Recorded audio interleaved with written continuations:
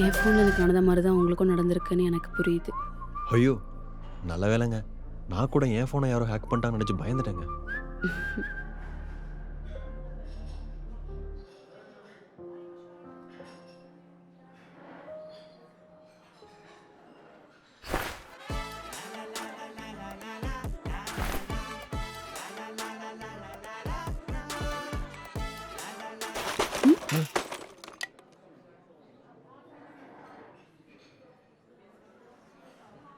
It's ஓகேங்க.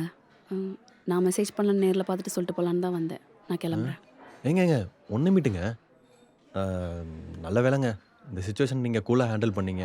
இதே வேற யாரா இருந்தா போலீஸ் கேஸ் ஆயிருக்குங்க. ஓகேங்க. பார்ப்போம். பை. சாப்ட்டு ஏதாவது